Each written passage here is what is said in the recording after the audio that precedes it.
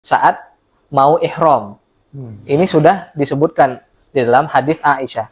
Jadi saat mau ihram, sebelum ihram ya, jangan sampai pas lagi ihram kita pakai parfum. Ya, sungguhnya yang telah diberikan kecintaan kepadaku dari hal-hal duniawi kalian adalah pertama wanita, artinya istri-istri, kemudian parfum. Ya. Kadang kita suka ngeh kan gitu kalau seandainya ada seseorang yang memang wanginya kurang sedap gitu ya. Terus untuk menjaga kualitas kita sholat, kita tuh kadang suka menghindari dia. Hukumnya gimana tuh, Ustaz? Assalamualaikum warahmatullahi wabarakatuh. Waalaikumsalam. Ahlan wa sahlan buat teman-teman semua. Alhamdulillah hari ini kita akan membahas ya tentang sesuatu yang sangat kita sukai mungkin ya, baik seluruhnya kaum muslimin, kaum muslimat pasti suka dengan apa yang akan kita bahas kali ini, yaitu tentang parfum ya. Siapa sih yang nggak suka parfum ya? Pasti teman-teman semua dimanapun antum berada pasti suka dengan wewangian parfum. Nah ternyata parfum atau wewangian ini demikian juga disukai oleh Rasulullah Shallallahu Alaihi Wasallam. Nah oleh sebab itu bagaimana sih parfum ya kaitannya dengan sunnah-sunnah Rasulullah Shallallahu Alaihi Wasallam. Nah pada kesempatan hari ini telah hadir di tengah-tengah kita ya bersama kita untuk ngobrol bareng, ngobrol seru tentunya dengan teman-teman semua, ngebahas tentang parfum kaitannya dengan sunnah Rasulullah Shallallahu Alaihi Wasallam. Nah di sini bersama kita telah hadir yaitu Pak Ahmad selaku co-host ya, Kita co-host, insyaallah. Jadi co-host kita. Dan juga telah hadir di tengah-tengah kita Ustadz Habib. Bagaimana Ustadz kabarnya? Alhamdulillah. Sehat ya? Sehat, Alhamdulillah. Insyaallah. Gimana Ustadz? Perjalanan lancar ya? Lancar, cuman panas banget di luar. Panas Ya, ya? hari ini. Apalagi tanggal merah sekarang ya? Oh iya. Alhamdulillah di ruangan ini Aktivitas ya? dingin ya. Baik, ya teman-teman semua, insya Allah pada hari ini telah hadir untuk ngebahas ya hal-hal yang ingin kita ketahui nih. Gimana sih tentang wewangian atau parfum kaitannya dengan sunnah Rasulullah Shallallahu Alaihi Wasallam. Nah mungkin untuk selanjutnya Ustadz ya pertanyaannya adalah bener nggak sih gitu ya, kalau pertanyaan teman-teman di rumah atau dimanapun, bener nggak sih bahwa parfum atau minyak wangi itu sunnah gitu kan kaitannya? Oh kalau pakai wangi-wangian tuh sunnah. Nah kita kan sering dengar tuh, apa benar gitu ya di mata kaum muslim ini, bener nggak sih gitu ya, ini tuh sunnah apa hanya segala tren-tren anak muda zaman sekarang gitu Ustaz? Ya. Jadi kalau kita mau ngomongin tentang parfum dan sunnah gitu ya. Dua hal ini. Ada parfum, ada sunnah. Oke. Jadi mungkin kita ngomongin dari sunnah dulu Pak ya. Boleh, silakan. Ya, jadi kalau ulama itu sudah mendefinisikan sunnah itu menjadi dua definisi. Ada yang definisi secara bahasa, ada yang definisi secara istilah. Secara bahasa itu maksudnya ya udah di dalam bahasa Arab sunnah itu apa sih artinya? Nah itu secara bahasa. Kalau secara istilah ini sunnah yang khusus dibahas oleh para ulama. Jadi para ulama sudah membuat kata sunnah itu memiliki makna lain yang berbeda dengan secara bahasa Arab gitu. Kalau secara bahasa sunnah itu dapat pahala, ditinggalkan tidak apa-apa, atau gimana Ustaz? Nah itu adalah tarif atau adalah definisi dari ahli fikih. Jadi sunnah itu udah masuk ke definisi istilahi malah secara istilah. Secara bahasa dulu kita ini ya bahas ya. Sunnah itu artinya adalah at-thoriqah ya, atau jalan ya. Jadi kita mengatakan sunnah Rasul berarti jalannya Rasul. Secara bahasa, secara umumnya lah ya. Sunnah Rasul itu artinya adalah jalannya Rasulullah Shallallahu Alaihi Wasallam. Gitu ya. Jadi ini secara bahasa dulu kita bahas ya. Pasti kalau kita bahas sesuatu itu dari bahasa dulu. Nah, secara istilah ada dua definisi. Jadi yang pertama ada sunnah secara usul fikih dan secara ilmu hadis, yang kedua adalah sunnah secara fikih. Oke. Jadi definisi pertama adalah sunnah secara ilmu hadis dan usul fikih. Nah, Oke. artinya bah agak berat nih. Pembahasan agak Iya, berat. iya, iya. Betul, Ustaz. Pelan-pelan, Ustaz. Yang kedua adalah sunnah secara fikih. Oke. Gitu ya. Yang pertama tadi istilah secara bahasa. Bahasa Yang kedua secara usul fikih. istilah. Oke. Jadi yang pertama tadi secara bahasa, Oke. kedua secara istilah. Oke. Secara istilah ini terbagi dua lagi. Oke. Gitu ya. Oke. Pertama secara usul fikih dan secara ilmu hadis, Zen. ya, atau secara umumnya dalam Islam ini sunnah itu. Betul. Nah, kalau yang kedua adalah secara fikih, ulama-ulama fikih atau fuqaha. Jadi Oke. Ya. Oke. fuqaha juga memiliki definisi tersendiri mereka itu, dan dua-duanya sama-sama benar, nggak ada yang salah Oke. definisinya. Jadi ini apa? Hasanah ilmiah buat kita ya. Iya, iya. Zen. Jadi kalau kita ngomongin dengan ahli fikih, kita tahu bahwasanya sunnah maksud mereka itu apa. Oke. Oke. Kalau dengan ahli hadis, kita tahu bahwasanya sunnah yang maksud mereka itu apa. Oke. Jadi kita harus meletakkan sesuatu pada tempatnya. Yang ahli hadis itu yang tentang awal, yang tentang bahasa atau tentang beda lagi, Ustaz? Beda lagi. Ah, Jadi gimana nih jadi? jadi ahli hadis dan semua ulama ini bersepakat bahwasanya sunnah itu artinya secara bahasa adalah jalan. Jalan. Ya. Jalan apa-apa yang telah dilalui oleh Rasulullah SAW. Jalannya Rasul Sallallahu Alaihi Wasallam atau jalan yang lain. Oh. Pokoknya sunnah Jalan aja. Gitu Oke. ya. Secara Jadi, bahasa. Semua jalan itu sunnah. Gitu. Zen. Zen. Ya, Ya. ya. Lalu dijelaskan juga oleh ahli fikih ini seperti apa, Ustaz? Nah, sekarang kita masuk ke dalam Istilah ya. istilah secara ahli hadis dan usul fiqh. Karena ini lebih luas lagi daripada secara fikih. Baik. Ya. Secara ahli hadis dan ilmu usul fiqh, sunnah itu artinya adalah kullu ma udhifa ila Nabi sallallahu alaihi wasallam, seluruh apa yang disandarkan kepada Rasulullah sallallahu alaihi wasallam, min qaulin, pertama itu. Min qaulin itu adalah perkataan. Au fi'lin atau perbuatan. Au takrir atau takrir apa? Diamnya Rasulullah. Persetujuan. Oke. Ya diam tanda setuju gitu kan. Betul. Tapi nggak mesti semua yang diam setuju. Contohnya apa, Ustaz? Ya lain kali lah. Lain nanti. lagi ya. Ya, kemudian yang keempat adalah ausifah atau sifat Rasulullah SAW. Sifat ini terbagi menjadi dua juga, baik itu sifat kholqiyah, maksudnya itu bentuk tubuh Rasulullah SAW, atau khuluqiyah atau akhlaknya Rasulullah SAW, bagaimana tata cara beliau bermuamalah, kejujuran dan yang lain-lainnya. Ini semuanya termasuk dari sunnah Rasulullah SAW. Jadi apa? Perkataan Rasul, perbuatan, kemudian persetujuan Rasulullah. Para sahabat melakukan sesuatu, Rasulullah membiarkan. Mendiamkan. Nah, itu berarti Rasulullah setuju. Oke. Kemudian sifat Rasulullah SAW itu semuanya adalah sunnah Rasulullah SAW. Jadi kalau kita mengikuti hal-hal tersebut karena mengikuti Rasulullah, maka itu sudah dianggap kita mengikuti sunnah Rasulullah SAW, dan kita akan mendapatkan pahala dengan mengikuti sunnah tersebut. Makin luas ya Ya. pembahasannya. Ini oleh ahli hadis Ini ahli hadis dan usul fikih. dan usul fikih. Ya. Jadi dua apa ya? Dua ilmu digabungkan. Kurang lebih ada 5 tadi ya, Ustaz ya.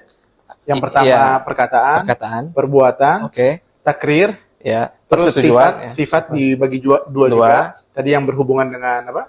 Khalqi, Kholqi dengan yaitu wujud ya. bentuk fisik Bentuk- Rasulullah. ya, bentuk fisik. Jadi misalkan Rasulullah itu rambutnya seperti apa. Ya, ya. Nah, kita ngikutin rambut itu karena mau mengikuti Rasulullah, berarti kita dapat pahala. Oke.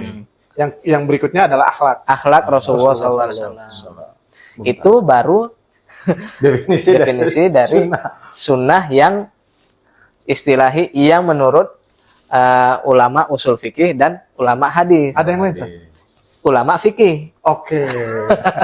Jadi Tulis, Pak, ditulis. nanti Jangan lupa. tulis dari rekamannya aja. Boleh. Rekamannya cuma diputar lagi ulang, baru ditulis ya. Zen. Yang berikutnya adalah sesuai dengan definisi ahli fikih. Ya. Jadi ini definisi ketiga yang kita pelajari, Oke. ya kan? Yang definisi ahli fikih adalah mayusabu fa'iluhu, yang pelakunya itu mendapatkan pahala, wala yu'aqabu tarikuhu, dan orang yang meninggalkannya itu tidak mendapatkan dosa. Oke. Jadi kalau kita melakukan, kita dapat pahala. Oke. Kalau tidak Nggak melakukan, nggak apa-apa. Oh, yang tadi Anda ngomong tuh. Iya, nah Harusnya itu masuk ke dalam tarif atau Fikih. definisi fikih. Fikih, ya. Ulama fikih. Ulama fikih. Kalau mengatakan bahwasanya misalkan sholat sunnah rawatib itu adalah sunnah. Sholat rawatib itu adalah sunnah. Artinya sholat sunnah rawatib ya, bukan sholat fardu. Iya. Sholat yang setelah sholat fardu itu kalau dikerjakan bagus, dapat pahala. Kalau nggak dikerjakan ya nggak apa-apa Tidak juga mengapa, gitu kan. iya. Dan kita nggak boleh memarahi orang karena Tidak dia itu nggak melakukan, sholat. iya. Itu kan kadang-kadang kita menghardik orang lain, kenapa nggak sholat sunnah gitu. Oke. Karena ini bukanlah sesuatu yang wajib. Perkara yang wajib. Ya. Kecuali kalau kita itu di sebuah lembaga pendidikan. Kita ingin mewajibkan mereka atau membiasakan mereka Ya. untuk hal-hal yang sunnah. Iya, Misalkan kita di pondok pesantren, kita suruh mereka, santri-santri itu kita wajibkan setiap habis sholat zuhur misalkan, harus sholat 2 rakaat. Nah itu bukan karena dia itu adalah wajib, tetapi kita ingin mengajarkan mereka supaya terbiasa dengan Mendidik hal, lah ya, Ustaz, ya. mendidik supaya terbiasa dengan Iya. hal-hal yang Terbiasa. sunnah gitu Iya. ya. Jadi ini adalah 3 definisi sunnah ya. Baru definisi sunnah aja kita udah lumayan lama ini. Lumayan ini ya, lumayan perlu ditulis lah setidaknya. Atau diputar kembali si rekamannya ini nih, biar diingat terus. Baik, Ustaz. Jadi Tadi kaitannya sendiri.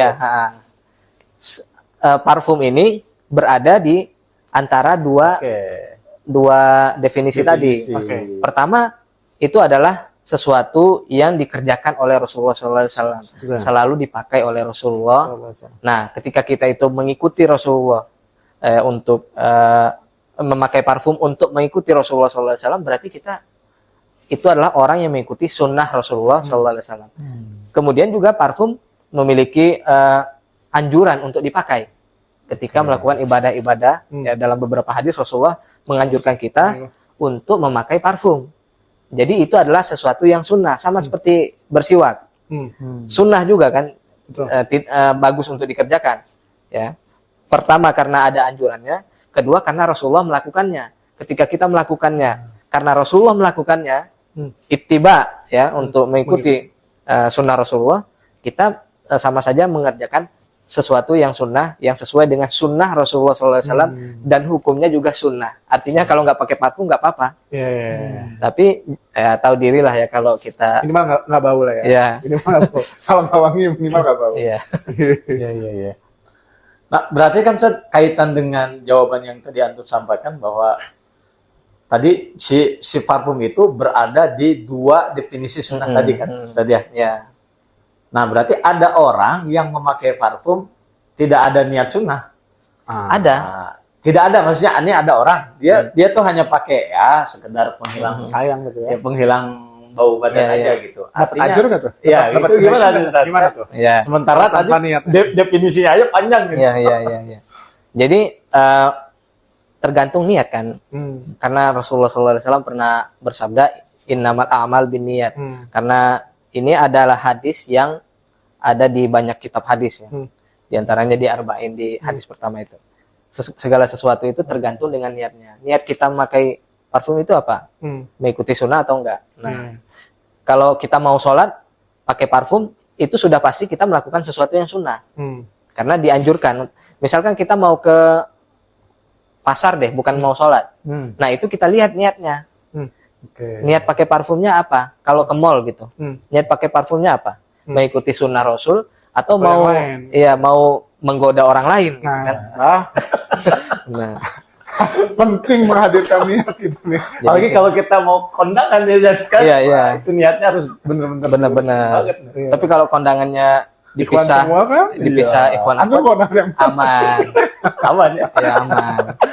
Jadi kalau kondangannya dipisah, itu umahat bisa pakai parfum sesukanya, karena yang ada di situ hanya para wanita, nggak apa-apa. Ya. Nah, ini juga pembahasan berbeda nih, Pak. Ya. Antara parfum. akhwat dan parfum. Iya, nanti gitu. kita bahas. insya Nanti Allah. akan ada pembahasan khusus berarti ya. Siap. Iya.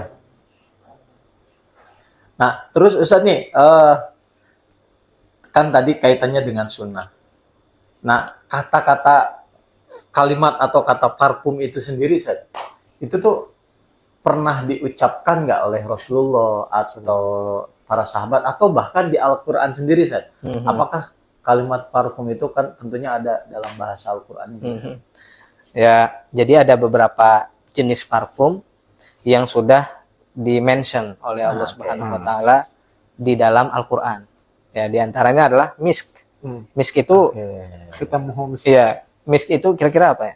Kasturi. Kasturi, Iya, betul. kasturi ya. kalau Kasturi. di apa ya Kalangan. bahasa umum lah, di bahasa Ya. umum kasturi. Biasanya diterjemahin jadi Terjemahan juga begitu ya. kasturi ya. Yaitu dalam surah Al-Mutaffifin Allah Subhanahu wa taala firman, "Khitamuhu misk." Artinya minuman ahli surga itu nanti insya Allah semoga kita semua jadi ahli surga, termasuk kameramennya juga. Itu kata Allah Subhanahu wa taala, minuman mereka itu diakhiri dengan misik. Jadi misk yang wangi gitu. Jadi minuman mereka adalah sesuatu yang wangi. Ya. Minumannya di surga wangi. Wangi. Allahumma barik. Ya. Kalau di dunia kan kita minum parfum nggak enak ya. Iya kan. Nah, coba misk kita minum. Keracunan nanti yang ada. Ya kan? Tapi kalau di surga udahlah rasanya enak kan. Ya. Kemudian baunya juga enak. Keringetnya pun Iya, ya, nggak berbau kan? nggak berbau. Ya. Itu misk. Ada juga dalam ayat yang lain Allah Subhanahu wa taala telah menyebutkan kafur. Kafur ini juga merupakan salah satu jenis parfum. Nah, kafur. Surat Al-Insan ya? Iya. Benar. Iya. Kemudian ada lagi Allah Subhanahu wa taala firman royhan. Farauhu wa royhan wa jannatun naim. Ya. Royhan itu adalah salah satu jenis parfum juga ya. Jadi memang ada beberapa jenis parfum yang sudah di-mention oleh Allah Subhanahu wa taala ya. Sudah disebutkan oleh Allah Subhanahu wa taala di dalam Al-Qur'an gitu. Kalau di dalam sunnah Rasulullah artinya ini adalah dalam hadis Rasulullah SAW. Nah, Rasulullah pernah bersabda al-misku atyabut tib atau kama qala Rasulullah, misk adalah sesuatu atau parfum yang paling wangi. Jadi benar-benar Rasulullah memention atau menyebutkan kata-kata misk gitu. Dan salah satu ini saja, salah satu yang disukai oleh Nabi di dunia ini salah satunya parfum ya. Iya.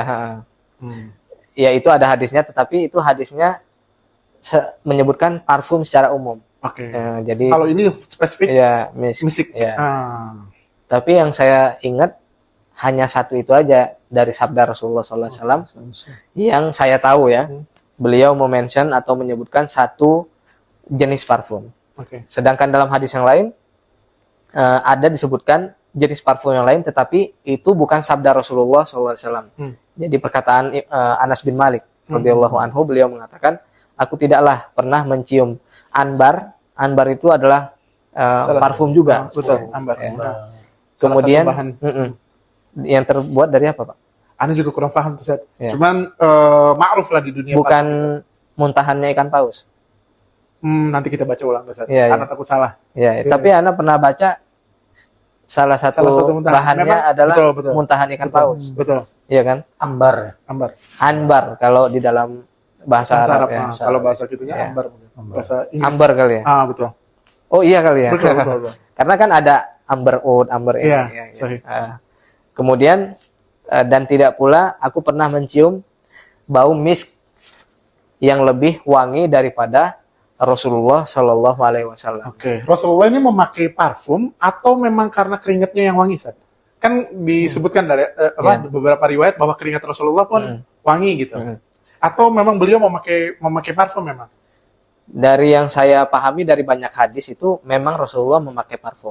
Selain dari aroma tubuhnya yang wangi, Rasulullah pun menambah. Iya, menambah dengan parfum atau kebalikannya dengan parfum tubuh Rasulullah SAW lebih wangi lagi gitu. Sahih. Dari Ya. keringatnya mungkin sudah wangi, ditambah dengan parfum, Iya, jadi iya, iya. lebih wangi lagi. Sehingga Anas bin Malik radhiyallahu anhu mengatakan tidak ada yang Lebih wangi daripada tubuh Rasulullah SAW ya. Kan Anas bin Malik itu sering ke rumah Rasulullah. Iya, bahkan Ya kan? memang ini kan Pelayan pelayannya Rasulullah. Rasulullah. Khodim itu adalah pelayan. Iya. Setiap hari datang. Oleh karena itulah raja-raja Saudi itu dinamakan dengan atau Khodimul dijuluki dengan Khodimul Haramain Iya, iya, Syarifain.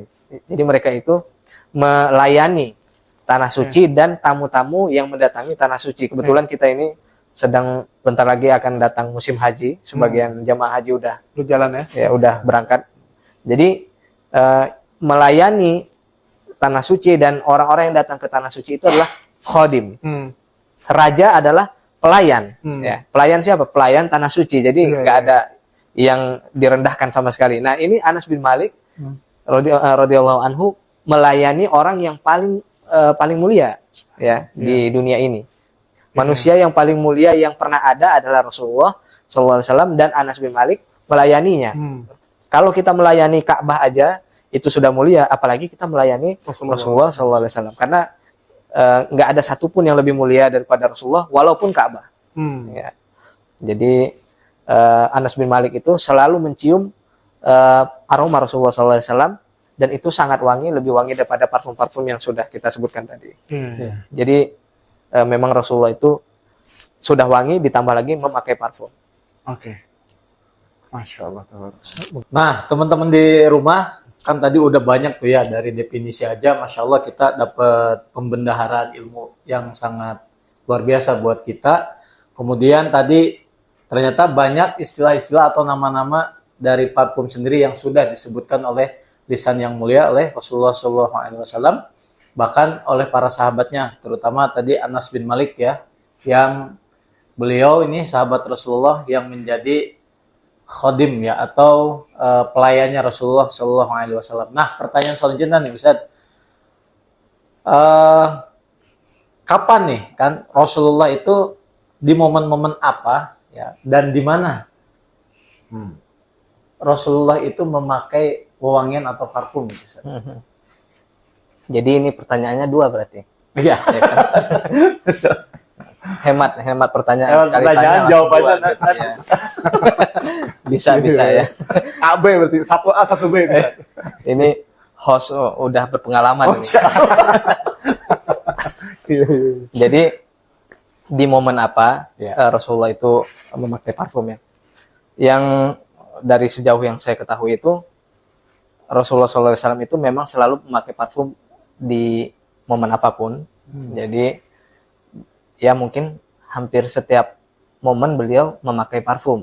Keseharian memakai parfum gitu.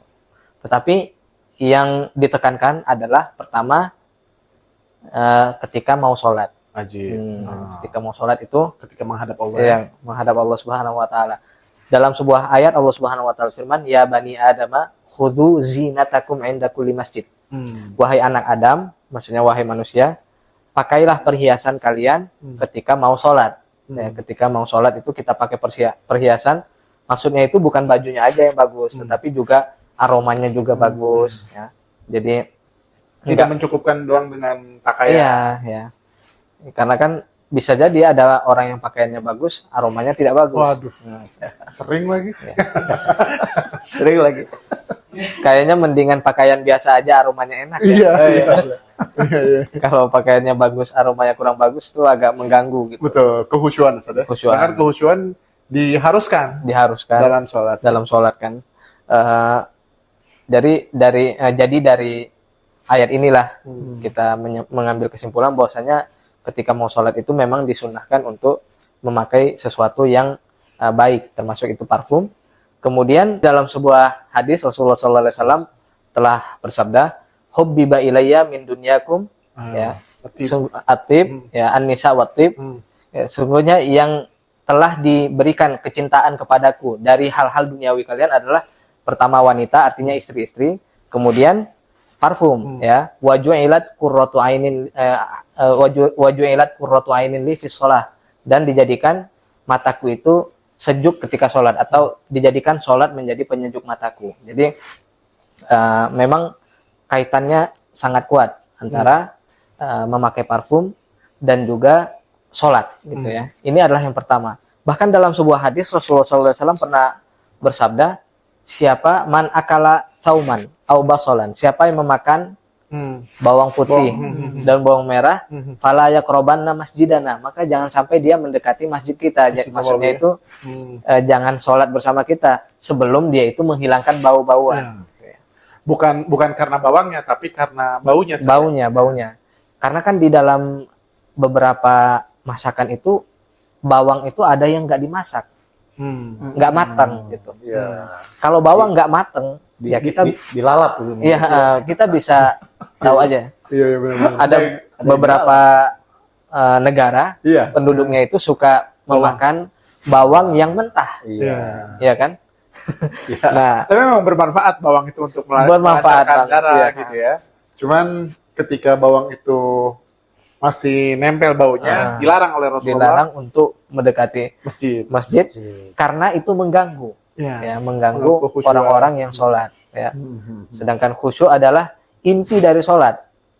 Karena dalam sebuah hadis Rasulullah SAW pernah bersabda, sesungguhnya seorang itu ada yang melakukan sholat, ya.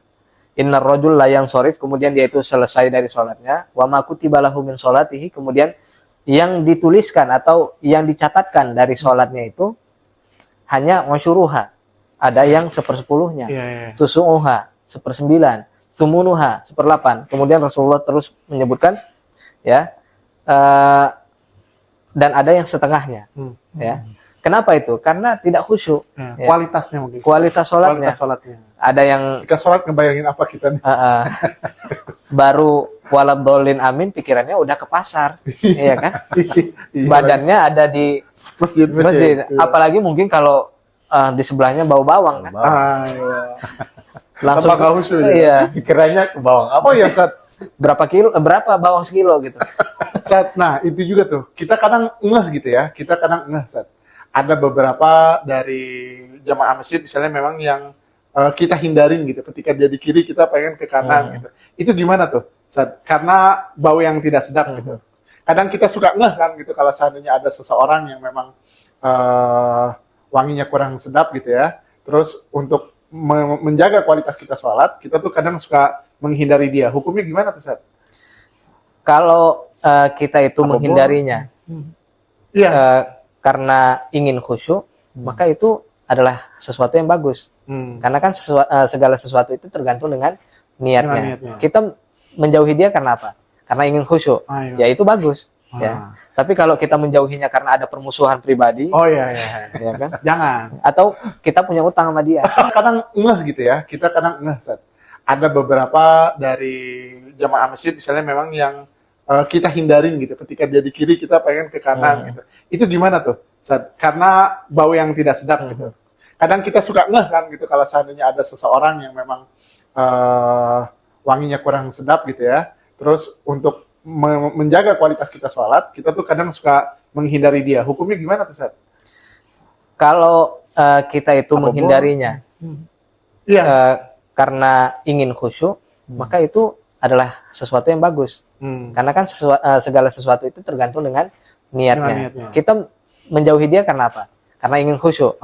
Ya itu bagus. Ya. Tapi kalau kita menjauhinya karena ada permusuhan pribadi, ya kan? Jangan. Atau kita punya utang sama dia. Berarti ya semoga kita nggak menjadi orang-orang yang dihindari karena wangi yang tidak mengenakan gitu kan? Apalagi kalau pas dihindarinya kita kasih parfum gitu ya, hadiah. Itu sakitnya sampai ke sini. Takutnya nanti malah waduh nyinggung ente kan gitu. Tapi memang harus disinggung sih. Harus ya. Kadang-kadang orang yang memiliki bau yang tidak enak tuh dia nggak sadar, nggak ada yang ngasih tahu juga. Iya. Nggak ada yang ngasih tahu juga, jadi ya memang sesekali ada yang harus mengingatkan, terutama pasangannya itu. Harusnya pasangannya itu terbuka sama dia. Betul. Jangan bilang kamu adalah lelaki yang paling wangi. Padahal enggak. Gitu. Dan jangan malu untuk mengungkapkan ya, kan Iya. untuk kebaikan. Betul kan? Benar-benar. Kalau enggak selamanya dia begitu. Iya. Iya kan? Masya Allah, tabarakallah. Nah, kalau di mananya tadi Iya. kan? Itu yang kedua kan. Iya. Di mananya ada sebuah hadis dari Aisyah radhiyallahu anha. Ini adalah istri Rasulullah sallallahu alaihi wasallam. Beliau meminyaki oh enggak. Tadi kan belum itu yang tempat kedua. Pertama kan tempat sholat. Oh iya. Iya. Nah, yang kedua adalah saat mau ihram. Ini sudah disebutkan di dalam hadis Aisyah. Jadi saat mau ihram, sebelum ihram ya, jangan sampai pas lagi ihram kita pakai parfum. Oke. Itu kan dilarang. Iya, dilarang. Tapi sebelum ihram, sebelum kita niat ihram, kita pakai dulu parfum yang banyak karena Rasulullah SAW itu memakai parfum atau dipakaikan oleh Aisyah radhiyallahu anha parfum saat mau ihram. Mau. Ya. Kemudian di mananya, Ya. ya kan? Di mana Rasulullah itu memakai parfum. Di dalam hadis yang sama tadi yang diriwayatkan dari Aisyah radhiyallahu anha bahwasanya Aisyah itu memakaikan parfum kepada Rasulullah SAW sampai-sampai parfumnya itu terlihat berkilauan di rambut dan di jenggot Rasulullah Shallallahu Alaihi Wasallam. Ya, Iya. Itu parfum Ustaz ya? parfum. Oke. Ya, jadi kelihatan bahwasanya Rasulullah SAW itu memakai parfum bahkan di rambut dan jenggot. Ajib. Ada lagi di riwayat yang lain, bukan dari Aisyah radhiyallahu anha, dari seorang sahabat, beliau melihat tetesan parfum di jenggot Rasulullah Shallallahu Alaihi Wasallam. Jadi itu adalah tempat di mana Rasulullah Shallallahu Alaihi Wasallam itu memakai parfum. Di antaranya adalah rambut dan jenggot. Rambut dan jenggot. Ya. Oke.